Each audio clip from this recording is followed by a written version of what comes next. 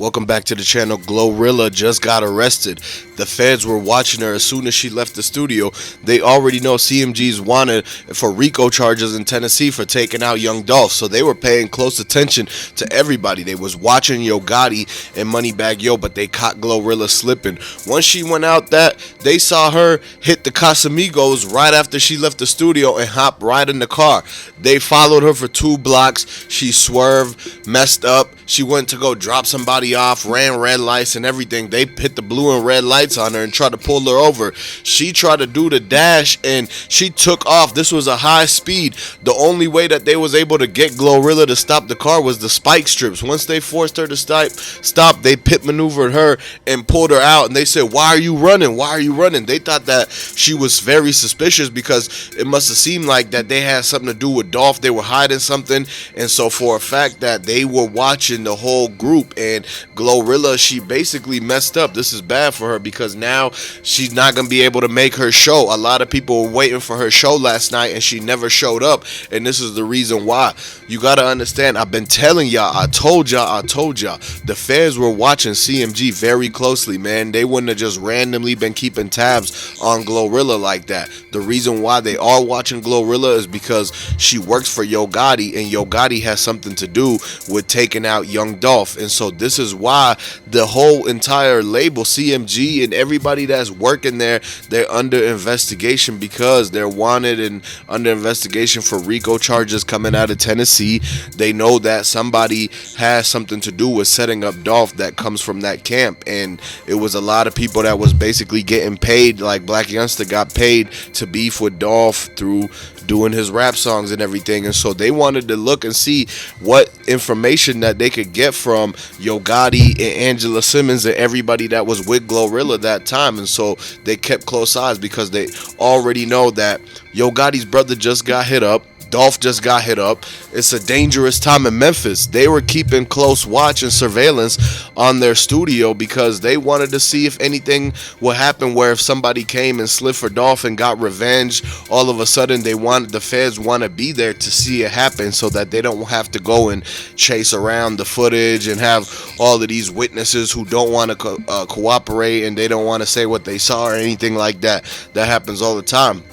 So this is why the feds were on a stakeout. They were watching and seeing if Black Youngster was going to come back and crash out like he said he was. They were on the lookout for Moneybagyo's Bentley to see if that pops up around.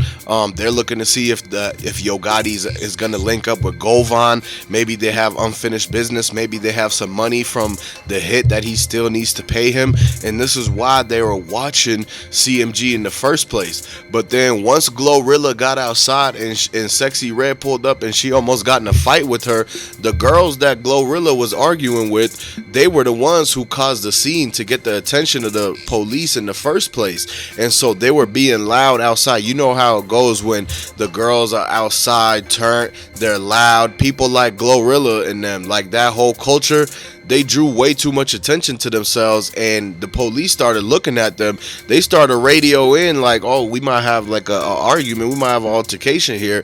Let's watch them and see where they go, because maybe they want to link up at another location to try to throw hands or do something like that." So once they seen Glorilla hit the bottle and then she was swerving, she didn't even turn her headlights on or nothing like that, and basically she was using no turn signals. She was speeding over the limit, and basically she wasn't keeping in her lane. She kept going over the yellow double line, and this is the reason why they wanted to like stop the vehicle. So they hit her with the spike strips. Once they pulled her out, they asked her to do the sobriety test. They asked her to stand on one leg, walk with heel to toe. They was asking her to touch her nose and she couldn't even do it.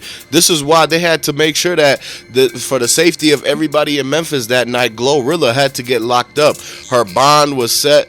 Gotti came and tried to bond her out as quick as possible. They pulled up an Angela Simmons Range Rover and they tried to bring a hoodie for Glorilla so that she could cover up and run out, because she went straight to Shelby County Precinct, man. She went straight to the drunk tank, and this is a very good lesson for everybody, man. Even if you are a millionaire, even if you a rap artist and you famous celebrity, you still are going to have to be responsible and everything. You got to drive responsibly. You can't be getting too lit out there there and then trying to just jump in the whip in the car and just do all sorts of things. Nah, man, especially when you getting watched like that. They should have known to be on their best behavior because they're being watched for what their people did to Young Dolph, man. RIP to Young Dolph. If y'all rocking with Young Dolph, go ahead, let me know where y'all from. Put LLYD, put the Dolph emojis in the comment section. Subscribe, like this video, and share it, because now we know that the feds are watching CMG. They're getting ready to move in on them. Any little mistake that they make, just like how Glorilla made this mistake, they're gonna catch them for it. Any little like infraction, any maneuver that they do that's improper,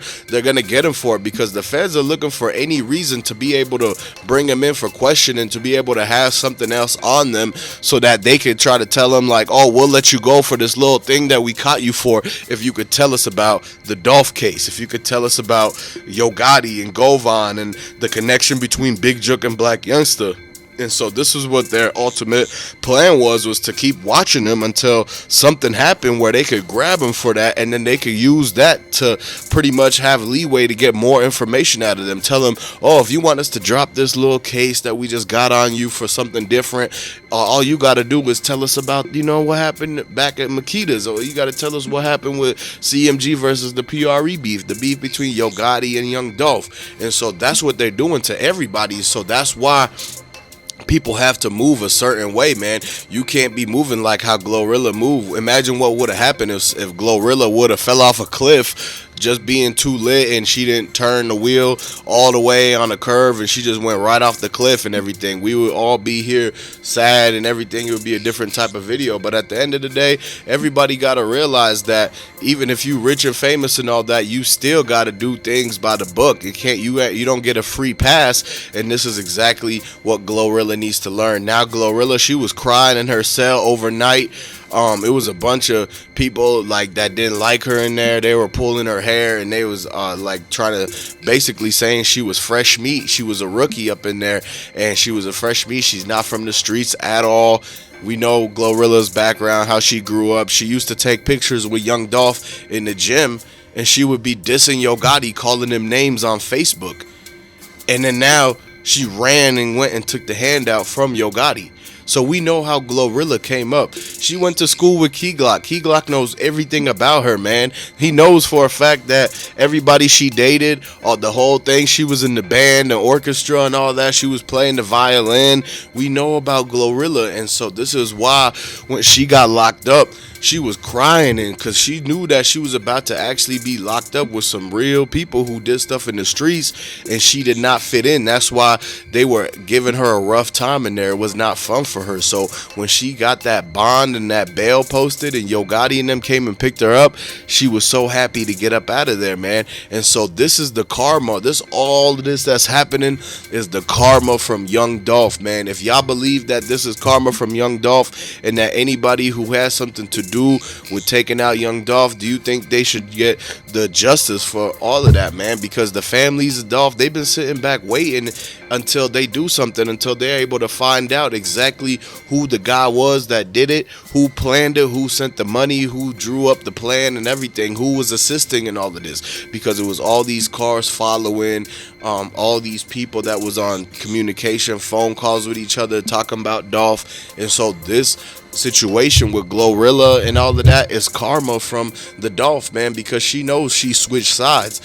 She switched sides, man. She used to be cool with Dolph and be a Dolph fan. She would come to get the autographs and she would come to take the photos with him. But then all of a sudden, after Dolph passes, she ends up running to the other side, man. That's switching up. If that ain't switching up, I don't know what it is. But so that's why a lot of people, they feel like Glorilla got karma from switching sides from Dolph to Gotti, and this is why she be getting into the antics that happening, man. So let me know what y'all think about this situation, man. Go ahead, subscribe, and I'm gonna catch y'all later. Peace.